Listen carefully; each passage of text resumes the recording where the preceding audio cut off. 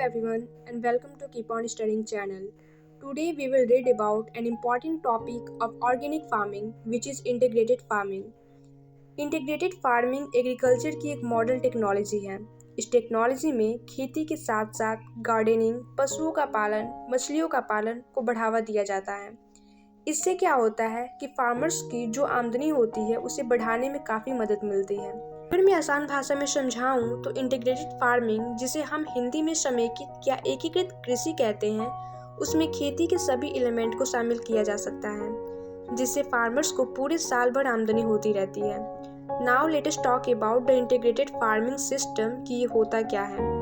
ये जो टेक्नोलॉजी है उसमें फार्मर्स अपने मेन क्रॉप के साथ साथ मुर्गियों का पालन, मछलियों का पालन, मधुमक्खियों का पालन, रेशम, सब्जी, फल, मशरूम की खेती को एक साथ एक ही जमीन पर करते हैं। इसमें क्या होता है कि एक कंपोनेंट दूसरे कंपोनेंट के उपयोग में लाया जाता है। फार्मर्स में एक समस्या हमेशा से रही है कि खेती में प्रॉफिट की कोई गारंटी नहीं रहती है। मतलब मौसम का रुख बदले और फसल खराब हो जाए, कुछ कहा नहीं जा सकता है। और ऐसे में फार्मर्स को फसल नहीं बल्कि तरीके बदलने की ज़रूरत होती है, जिसमें फसलों की खेती के साथ साथ कुछ और कंपोनेंट को भी शामिल किया जाए, जिसमें लॉस होने पर भी दूसरे प्रोडक्ट द्वारा उसकी भरपाई की जा सके।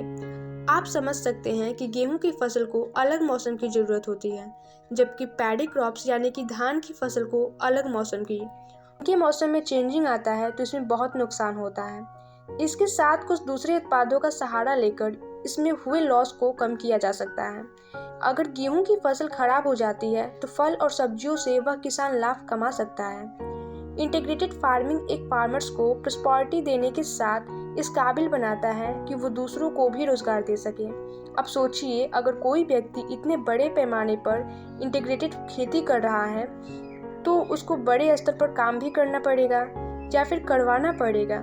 इसके लिए उसको ज़रूरत होगी लोगों की, जिससे वो लोगों को अपने यहाँ काम पर रख सकता है। इंटीग्रेटेड फार्मिंग में बहुत काम होते हैं, जैसे मुर्गी पालन, बकरी पालन, सब्जियों का देखभाल करना, उनको बाजार तक पहुंचाना, एक्सेट्रा। इन सभी कामों को आप लोगों में बांट सकते हैं। इससे व्यापार बढ़ता है तो काम भी बढ़ेगा, और इतना सारा काम अकेले पर्सन के लिए करना तो पॉसिबल ही नहीं है। इसके बाद फसलों की कटाई करना, जुताई करना, पौधारोपण एक्सेट्रा काम के लिए दूसरों को भी रोजगार दे सकते हैं। सो आई होप कि ये वीडियो आप सभी को पसंद आया हो। That's all for this video. Thank you.